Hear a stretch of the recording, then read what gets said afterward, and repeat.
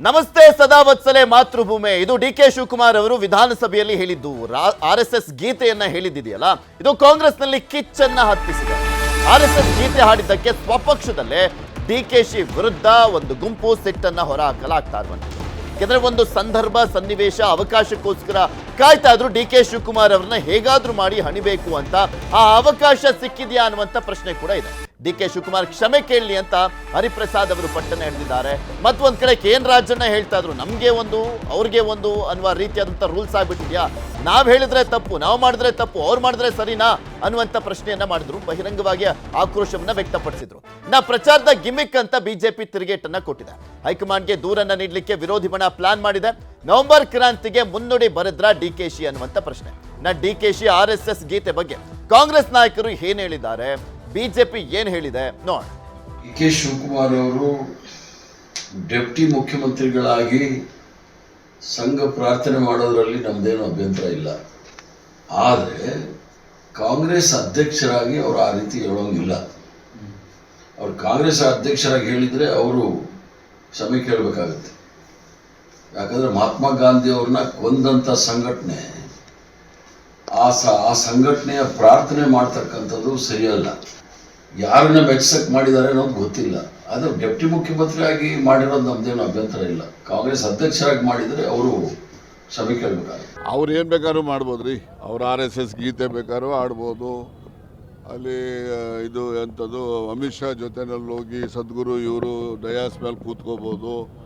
ಆಮೇಲಿಂದ ಇದು ಎಲ್ಲಿ ನಮ್ಮ KPCC ಅಧ್ಯಕ್ಷರು ಯಾವುದು ಪ್ರಯಾಗ್ರಾಜ್ದಲ್ಲಿ ಹೋಗ್ಬಿಟ್ಟು ನಾವು ಅಲ್ಲಿ ಪುಣ್ಯ ಸ್ನಾನ ಮಾಡಿಬಿಟ್ರೆ ಬಡವನ ಹೊಟ್ಟೆ ತುಂಬುತ್ತಾ ಅಂತ ಹೇಳಿದ್ರು, ಅಲ್ಲಿನೂ ಹೋಗ್ತಾರೆ.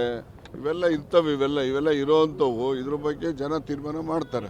ಹೈಕಮಾಂಡ್ ಮುಖ್ಯಮಂತ್ರಿಗಳ ಅವರ ತೀರ್ಮಾನ ಮಾಡಬೇಕು. ಯಾಕಂದ್ರೆ ನಮ್ಮ ಮಟ್ಟಕ್ಕೆ ಇದನ್ನ ತೀರ್ಮಾನ ಮಾಡ್ಲಿಕ್ಕೆ ಆಗುಲ್ಲ. ಅದಕ್ಕೆ ಯಾವುದೇ ಒಂದು ಅಂತಿಮ ನಿರ್ಧಾರ ಬರ್ಲಿಕ್ಕೆ ಸಾಧ್ಯ ಆಗುತ್ತೆ. ರಾಜ್ಯದಲ್ಲಿ ಏನ್ ನಡೀತದ ಅವರಿಗೆ ಗಮನಕ್ಕೆ ಮುಟ್ಟಬೇಕು. ಕೆಲವು ವಿಷಯ ಮುಟ್ಟೋಲ್ಲ. ರಾಹುಲ್ ಗಾಂಧಿ ಅವರಿಗೆ ಮುಟ್ಟಿಸುವಂತ ಪ್ರಯತ್ನ ಆಗ್ಬೇಕು. ಅಂದಾಗ ಇದಕ್ಕೆ ಹೇಳಿದಂಗೆ ನ್ಯಾಯ ಸಿಗ್ತದೆ. ಅದೇ ಒಂದು ಪ್ರಜಾಪ್ರಭುತ್ವ ದೇಗುಲದಲ್ಲಿ ಸದನ ನಡಿಬೇಕಾದ್ರೆ ಇವತ್ತು ರಾಜ್ಯದ ಉಪಮುಖ್ಯಮಂತ್ರಿ ಡಿಕೆ ಶಿವಕುಮಾರ್ ಅವರು ನಮಸ್ತೆ ಸದಾ ವತ್ಸಲೆ ಅದನ್ನು ಹಾಡಿದ್ದಾರೆ ಅಂತ ಹೇಳಿದ್ರೆ ಎಲ್ಲೋ ಒಂದ್ ಕಡೆ ಅವ್ರಿಗೂ ಕೂಡ ಜ್ಞಾನೋದಯ ಆಗಿದೆ ಅಂತೇಳಿ ನಾನಂತೂ ಭಾವಿಸಿದ್ದೇನೆ. ಇದ್ರ ಬಗ್ಗೆ ಮಾತನಾಡ್ತಾ ಹೋಗೋಣ. ಮೊದಲು ಇಲ್ಲಿ ಪ್ರಮುಖವಾಗಿ DCM ಡಿಕೆ ಶಿವಕುಮಾರ್ RSS ಗೀತೆ ಹೇಳಿದ್ದಕ್ಕೆ ಸ್ಪಷ್ಟನೆ ಕೂಡ ಕೊಟ್ಟಿದ್ದಾರೆ. ಅದ್ರ ಬಗ್ಗೆ ನೋಡ್ಬಿಟ್ಟು ಆಮೇಲೆ ಮಾತನಾಡೋಣ. ನಾನು ಅಸೆಂಬ್ಲಿಲಿ ಬಿಜೆಪಿಯವರು ಮಾತಾಡ್ದಂತ ಸಂದರ್ಭದಲ್ಲಿ ಅವರೆಲ್ಲರೂ ಕೂಡ ನನಗೂ ಕೂಡ ಅವರ ಪಕ್ಷ, ಅವರ ಸಿದ್ಧಾಂತ, ವಿರೋಧ ಪಕ್ಷದ ಸಿದ್ಧಾಂತ ಎಲ್ಲ ಕೂಡ ನನಗೆ ಅರಿವಿದೆ ಅನ್ನೋ ಮಾತನ್ನ ಅವರಿಗೆ ಕಾಲೆಳೆದೆ. ಇದೇನು ಹೊಸೇನಲ್ಲ. ಪ್ರಜಾಪ್ರಭುತ್ವದ ವ್ಯವಸ್ಥೆಯಲ್ಲಿ, ಸಂಸದೀಯ ವ್ಯವಸ್ಥೆಯಲ್ಲಿ ನಾನು ಅಸೆಂಬ್ಲಿಲೇ ನನ್ನ ಆಚಾರ ವಿಚಾರಗಳನ್ನು ನಾನು ಮಾತಾಡಿದ್ದೇನೆ. 1980ರಿಂದ 79ರಲ್ಲೇ ಸತತವಾಗಿ ವಿದ್ಯಾರ್ಥಿ ನಾಯಕನಾಗಿ ಕಾಂಗ್ರೆಸ್ ಪಕ್ಷದಲ್ಲಿ ಗುರುತಿಸಿಕೊಂಡು, ವಿದ್ಯಾರ್ಥಿ ಸಂಘಟನೆಯಲ್ಲಿ ಗುರುತಿಸಿಕೊಂಡು ಕೆಲಸವನ್ನ ಮಾಡ್ಕೊಂಡು ಬಂದವನು. ನಾನೇನು ಹೊಸದಾಗಿ ಪಾರ್ಟಿಗೆ ಸೇರಿದವನೆಲ್ಲ. ಯಾರಿಂದನ ಪಾಠ ಕೂಡ ನನಗೆ ಅವಶ್ಯಕತೆ ಇಲ್ಲ. ನನಗೂ ಗಾಂಧಿ ಕುಟುಂಬಕ್ಕೂ ಭಕ್ತನಿಗೂ ಭಗವಂತನಿಗೂ ಇರುವಂತ ಒಂದು ಸಂಬಂಧ. ಆ ಭಾವನೆ ಮೇಲೆ ಗಾಂಧಿ ಕುಟುಂಬದ ತ್ಯಾಗ, ಅವರ ಇತಿಹಾಸ, ಅವರ ಬಲಿದಾನ, ಅವರ ಆಡಳಿತ, ಅವರ ಆಶೀರ್ವಾದ ಇವೆಲ್ಲ ಕೂಡ ಪಡ್ಕೊಂಡು, ಅವರ ಮಾರ್ಗದರ್ಶನವನ್ನು ಪಡ್ಕೊಂಡು ರಾಜಕಾರಣವನ್ನು ಮಾಡ್ಕೊಂಡು ನಾನು ಬಂದಿದ್ದೇನೆ. ಅದು no doubt DK Shivakumar hard core Congress man. ಆ ವಿಚಾರದಲ್ಲಿ ಯಾರೂ ಪ್ರಶ್ನೆ ಮಾಡಂಗೇ ಇಲ್ಲ. ಆದರೆ ಇತ್ತೀಚಿನ ಅವರ ನಡೆ ನೋಡಿದ ಇಶಾ ಫೌಂಡೇಶನ್ನು, ಧರ್ಮಸ್ಥಳ ವಿಚಾರ, ಮಹಾಕುಂಭ ಮೇಳ ಮತ್ತು RSS ಗೀತೆ ಆಡಿದ್ದು ಸಾಫ್ಟ್ ಹಿಂದುತ್ವ ಅನ್ನುವಂಥ ಸ್ಪಷ್ಟವಾಗಿ ಕಾಣಿಸ್ತಾ ಇದೆ. ಆದರೆ ಅದರಲ್ಲೂ ಕೂಡ ಸಾಕಷ್ಟು ಪೊಲಿಟಿಕಲ್ ಲೆಕ್ಕಾಚಾರವನ್ನು ಹಾಕೊಂಡಿರುವಂಥದ್ದು. ಕಾಂಗ್ರೆಸ್ ಕನ್ಫ್ಯೂಸ್ ಆದರೆ ಬಿಜೆಪಿ ಎಲ್ಲೋ ಒಂಥರ ಇವ್ರ ನಡೆಗಳಿಗೆ ಆತಂಕಗೊಂಡ್ಬಿಟ್ಟಿದೆಯಾ ಅಂತ. ಸಾಫ್ಟ್ ಹಿಂದುತ್ವ ಅಂತ ಒಂದ್ ಕಡೆ ಹೇಳ್ಬೋದು, ಅಥವಾ ಇನ್ನೂ ಕ್ಲಿಯರ್ ಆಗಿ ಹೇಳೋದಾದ್ರೆ ಮೈಂಡ್ ಗೇಮು. ಈಗ ನೀವು ಹೇಳಿದ್ರೆ ಹಾರ್ಡ್ ಕೋರ್ ಕಾಂಗ್ರೆಸ್ಸಿಗೆ ಅಂತ, ಅದ್ರಲ್ಲಿ ಎರಡನೇ ಮಾತಿಲ್ಲ. ನನಗೆ ಇನ್ನೂ ನೆನಪಿದೆ, ನಾನೇ ನೋಡಿದಂಥ ಸಂದರ್ಭದಲ್ಲಿ ಮಾಧ್ಯಮಕ್ಕೆ ಆರಂಭದಲ್ಲಿ ಸೇರಿದ್ದಂಥ ಸಂದರ್ಭದಲ್ಲಿ ನೋಡಿದ್ದಲ್ಲ, ಅವರು KPCC ಕಚೇರಿಗೆ ಯಾವಾಗ ಉಪಚುನಾವಣೆಯನ್ನು ಗೆಲ್ಲಿಸಿ ಅಲ್ಲಿವರೆಗೂ ಕೂಡ ಸಿದ್ದರಾಮಯ್ಯ ಅವರ ಮೊದಲ ಸರ್ಕಾರದಲ್ಲಿ ಅವರಿಗೆ ಅವಕಾಶ ಇರಲಿಲ್ಲ. ಅದಾದ ಮೇಲೆ ಗೆಲ್ಸಿದ ಮೇಲೆ ಉಪಚುನಾವಣೆಯನ್ನು, ಲೋಕಸಭಾ ಉಪಚುನಾವಣೆಯನ್ನು ಮಂಡ್ಯ ಮತ್ತು ಏನು ಮಂಡ್ಯ ಮತ್ತು ಬೆಂಗಳೂರು ಗ್ರಾಮಾಂತರ ಮೊದಲ ಬಾರಿಗೆ ತಮ್ಮನನ್ನು ಗೆಲ್ಸ್ಕೊಟ್ರಲ್ಲ, ಹಾಸನ ಮತ್ತು ರಮ್ಯಾ ಅವ್ರು ಗೆದ್ರಲ್ಲ. ಅದಾದ ಅವರು ಮತ್ತು ಸಂಪುಟಕ್ಕೆ ಸೇರ್ಪಡೆ ಆಗ್ತಾರೆ. ಸಂಪುಟಕ್ಕೆ ಸೇರ್ಪಡೆ ಆದಂಥ ಸಂದರ್ಭದಲ್ಲಿ KPCC ಕಚೇರಿಗೆ ಬರ್ತಾರೆ. ಬಂದಂಥ ಸಂದರ್ಭದಲ್ಲಿ ಅಲ್ಲಿನ ಮೆಟ್ಲುಗಳಿಗೆ ನಮಸ್ಕಾರ ಮಾಡಿ ಆಮೇಲೆ ಒಳಗಡೆ ಹೋಗ್ತಾರೆ. ಅದೆಲ್ಲ ಒಂದು ರೀತಿ ಶೋ ಆಫು, ಪೊಲಿಟಿಕಲ್ ಜೆಸ್ಚರ್ಸು ಎಲ್ಲವೂ ಹೌದು. ಆದರೆ ಅದನ್ನು ಕೂಡ ವಿಸಿಬಲ್ ಆಗಿ ಆ ರೀತಿ ಹೇಳೋದು ಹೌದು ವಿರೋಧಿಗಳು. ಆದರೆ ಅದನ್ನು ಕೂಡ ವಿಸಿಬಲ್ ಆಗಿ ಮಾಡುವಂತಹ ಒಂದು ಲೆಕ್ಕಾಚಾರ, ಮೈಂಡ್ ಗೇಮು DK ಶಿವಕುಮಾರ್ ಅವರಲ್ಲಿದೆ. ಮತ್ತು ಅವರ ಹುಟ್ಟು ಕಾಂಗ್ರೆಸ್ಸಿಗ ಅಥವಾ ನಾನು ಕಟ್ಟಾ ಕಾಂಗ್ರೆಸ್ಸಿಗ ಅಂತ ಹೇಳ್ಕೊಳ್ಳೋದಲ್ಲ, ಅದನ್ನು ಪ್ರೂವ್ ಮಾಡ್ಕೊಂಡು ಬಂದಿದ್ದಾರೆ. ಈಗಲೂ ಕೂಡ ಅವರು ಬೇರೆ ಕಡೆ ಹೋಗಿಬಿಡ್ತಾರೆ ಅನ್ನೋಂಗಿದ್ದಿದ್ರೆ ಇಷ್ಟೆಲ್ಲ ತಿಕ್ಕಾಟಗಳನ್ನು ಮಾಡಿಕೊಂಡು, ಮೈಂಡ್ ಗೇಮ್ಗಳನ್ನು ಆಡಿಕೊಂಡು, ಫೀಲ್ಡ್ ಗೇಮ್ಗಳನ್ನು ಆಡಿಕೊಂಡು, ಪರಸ್ಪರ ಬಣಬಡಿದಾಟಗಳಲ್ಲಿ ಮಗ್ನ ಆಗಿ ಇರುವಂಥ ಅವಶ್ಯಕತೆಗಳ ಏನು ಇರಲಿಲ್ಲ. ಅಥವಾ ತನು ಮನ ಧನ ಎಲ್ಲವನ್ನೂ ಕೂಡ ನಾನು ದಾರ ಎರಿತೀನಿ ಪಕ್ಷಕ್ಕೋಸ್ಕರ ಅಂತ ಒದ್ದಾಡುವಂಥ ಪರಿಸ್ಥಿತಿಲಿ ಏನಿರಲಿಲ್ಲ. ಅವರಿಗೆ ಕಾಂಗ್ರೆಸ್ಸಲ್ಲಿದ್ದರೆ ಏನಾಗುತ್ತೆ, ಇಲ್ಲಿಂದ ಹೊರಗಡೆ ಹೋಗಿ ಬಾಕಿ ಸಂಸ್ಕೃತಿ ಮತ್ತು ಅಲ್ಲಿನ ಆಚಾರ ವಿಚಾರಗಳನ್ನು ಒಗ್ಗಿಕೊಳ್ಳೋದ್ರಲ್ಲಿ ತನ್ನ ಒಂದು ಅಸ್ತಿತ್ವ ಮತ್ತು ಅವರ ಒಂದು ಎಕ್ಸಿಸ್ಟೆನ್ಸ್ ಇಮೇಜ್ ಏನಿದೆ ಅದೇನಾಗುತ್ತೆ ಎಲ್ಲವೂ ಕೂಡ ಗೊತ್ತಿದೆ. ಇಷ್ಟೆಲ್ಲ ರಾಜಕಾರಣವನ್ನು ಮಾಡ್ಕೊಂಡು ಬಂದಿರೋರಿಗೆ ಏನು ಅಷ್ಟು ಗೊತ್ತಿಲ್ಲದೆ ಇರೋದೇನಲ್ಲ. ಅಷ್ಟಿಲ್ಲದೆ ಅವರು ಸಿದ್ದರಾಮಯ್ಯ ಅಂತ ಜನಪ್ರಿಯ ನಾಯಕರನ್ನು, ಅದು ಅತ್ಯಂತ ದೊಡ್ಡ ಮಟ್ಟದ ಬೆಂಬಲಿಗ ಪಡೆ ಆನ್ ಫೀಲ್ಡು ಮತ್ತು ಇನ್ಸೈಡ್ ಗೌರ್ಮೆಂಟ್ ಕ್ಯಾಬಿನೆಟ್ ಎಲ್ಲ ಕಡೆ ಇರುವಂಥ ಒಬ್ಬ ಜನಪ್ರಿಯ ನಾಯಕನನ್ನು ಪಕ್ಕದಲ್ಲಿ ನಿಂತುಕೊಂಡು ಸರಿಸಮಾನವಾಗಿ ಆಡಳಿತದಲ್ಲಿ ಉಪಮುಖ್ಯಮಂತ್ರಿ ಹುದ್ದೆಯನ್ನು ಇಟ್ಕೊಂಡು ಸಿಂಗಲ್ DCM ಮಾಡಿಕೊಂಡು ಮಾಡಲಿಕ್ಕೆ ಸಾಧ್ಯ ಆಗ್ತಿರಲಿಲ್ಲ. ಆ ಎಲ್ಲ ಲೆಕ್ಕಾಚಾರ ಆಗಿದೆ. ಆದರೆ ಮೈಂಡ್ ಗೇಮ್ ಅಂತ ಯಾಕೆ ಹೇಳಿದೆ ಅಂದರೆ, ಅವರು ಆದಷ್ಟು ಈಗ ನವೆಂಬರ್ ಕ್ರಾಂತಿ, ಸೆಪ್ಟೆಂಬರು, ಡಿಸೆಂಬರು ಇವೆಲ್ಲ ಚರ್ಚೆಗಳು ನಡೀತಾ ಇತ್ತಲ್ಲ, ಮತ್ತು ಜೊತೆಗೆ KPCC ಅಧ್ಯಕ್ಷಗಿರಿಯಲ್ಲಿ ಬದಲಾವಣೆಗಳಾಗಬೇಕು, ಅದರಲ್ಲೂ ರಾಜಣ್ಣ ಅವರ ಪ್ರಕರಣ ಆದಮೇಲೆ ಮತ್ತಷ್ಟು ಒತ್ತಡ ಜಾಸ್ತಿ ಆಗಿದೆ, ಬದಲಾಗಬೇಕು ಅನ್ನೋದು. ಅದಕ್ಕೆ ಸಿದ್ದರಾಮಯ್ಯ ಅವರು ಕೂಡ ಪೂರಕವಾಗಿ ಅವರ ಬಣದ ನಾಯಕರುಗಳ ಜೊತೆ ಸ್ಪಂದಿಸ್ತಾ ಇದ್ದಾರೆ. ಯಾಕಂದರೆ ರಾಜಣ್ಣ ಅವರ ಪ್ರಕರಣದಲ್ಲಿ ಅತಿ ದೊಡ್ಡ ಮಟ್ಟದಲ್ಲಿ ಪೊಲಿಟಿಕಲ್ ಈಗೋ ಸಿದ್ದರಾಮಯ್ಯ ಅವರಿಗೆ ಹರ್ಟ್ ಆಗಿದೆ. ಯಾಕಂದರೆ ಕಿತ್ತು ಹೋಗಿರಿ, ತೆಗೆದಾಕಿ ಅನ್ನುವಂಥ ಒಂದು ಸಂದೇಶವನ್ನು ಕೊಡಿಸಿರುವಂಥದ್ದು.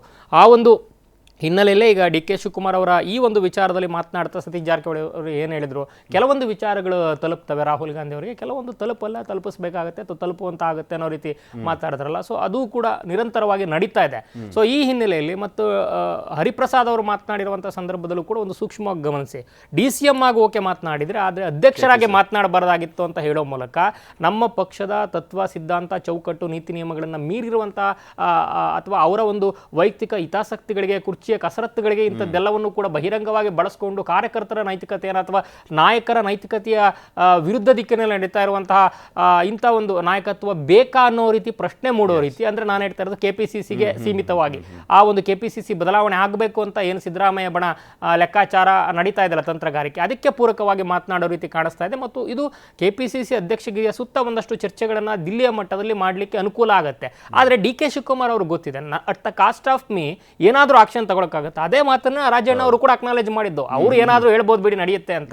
ಸೊ ಆ ಒಂದು ತಾಕತ್ತು, ಆ ಒಂದು ರಾಜಕೀಯ ಏನು ಜಾಣತನ ಇದ್ದಿರೋದ್ರಿಂದಲೇ ಮೆಸೇಜ್ ಕೊಡುವಂಥ ಪ್ರಯತ್ನವನ್ನು DK ಶಿವಕುಮಾರ್ ಅವರು ಮಾಡಿರುವಂಥದ್ದು. ಸೊ ಆ ಹಿನ್ನೆಲೆಯಲ್ಲಿ ಅವರು ಕೊಟ್ಟಿರುವಂಥ ಹೇಳಿಕೆಯಿಂದ ಹೈಕಮಾಂಡ್ ನಾಳೆ ಏನೋ ದಿಗ್ಲಾಗಿ ಏನೋ ಅವ್ರ ಮೇಲೆ ಶಿಸ್ತು ಕ್ರಮವನ್ನು ಮಾಡುತ್ತೆ ಅಂತಲ್ಲ, ಅಥವಾ ಅದರ ಜೊತೆಗೆ ನನಗೂ ಕೂಡ ಆಪ್ಷನ್ಗಳಿದೆ. ಫೈನಲ್ ಆಗಿ ನಾನು ಒಂದು ಏನು ಸಾಫ್ಟ್ ಹಿಂದುತ್ವ ಮತ್ತೊಂದು ಅಂತ ಅಲ್ಲ, ಸಿದ್ದರಾಮಯ್ಯ ಅವರಿಗೆ ಏನು ಇಮೇಜ್ ಇದೆಯಲ್ಲ, ಅಥವಾ ಕಾಂಗ್ರೆಸ್ ಕಾರ್ಯಕರ್ತರಲ್ಲಿ ಅಥವಾ ಕಾಂಗ್ರೆಸ್ ವಿರೋಧಿಗಳಲ್ಲಿ, ಅದಕ್ಕೆ ಪ್ಯಾರಲಲ್ ಆಗಿ ನನಗೆ ಬೇರೆದೇ ರೀತಿಯಂಥ ಒಂದು ಕಾಂಪ್ರಿಹೆನ್ಸಿವ್ ನಾಯಕತ್ವ ಇದೆ. ನಾನು ಪಕ್ಷಕ್ಕೆ ಬೇರೆಯ ಮತಗಳನ್ನು ಕೂಡ, ಹಿಂದೂ ಮತಗಳನ್ನು ಕೂಡ ಎನ್ಶೂರ್ ಮಾಡಬಲ್ಲೆ ಅನ್ನುವಂಥ ಒಂದು ಮೆಸೇಜನ್ನು ಕೊಟ್ಟಿದ್ದಾರೆ. ಈ ಹಿಂದೆ ಏನು ಬ್ರದರ್ಸ್ ಅಂತ ಕುಕ್ಕರ್ ಬಾಂಬ್ ಪ್ರಕರಣದಲ್ಲಿ ಮಾತಾಡಿದ್ರಲ್ಲ, ಆ ಒಂದು ಅಟೆಂಪ್ಟನ್ನು ಮಾಡಿದ್ರು. ಯಾಕಂದ್ರೆ ಪೊಲಿಟಿಷಿಯನ್ಸ್ ಕೂಡ ಹಿಂಗೆ ಅಟೆಂಪ್ಟ್ ಮಾಡ್ತಾ ಇರಬೇಕು, ಪ್ರಯೋಗಗಳನ್ನು ಮಾಡ್ತಾ ಇರಬೇಕು. ಆ ಪ್ರಯೋಗ ಫೇಲ್ ಆಯಿತು.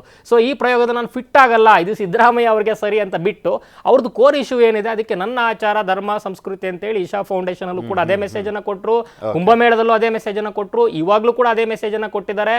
ನಮ್ಮ BL ಸಂತೋಷ್ ಅವರಂತ ಹೇಳ್ಕೊಳ್ಳೋ ಮೂಲಕ ಅದರಲ್ಲಿ ಸ್ವಾಮಿ ಕಾರ್ಯ ಸ್ವಕಾರ್ಯ ಎರಡೂ ಇದೆ. ಅದೇ DCM ಅವ್ರ ಬಗ್ಗೆ ತಿಮರೋಡಿ ಮಾತಾಡಿದ್ರು, ಅಲ್ಲೂ ಕೂಡ ಪಾಠ ಕಲಿಸ್ದಂಗಾಯ್ತು.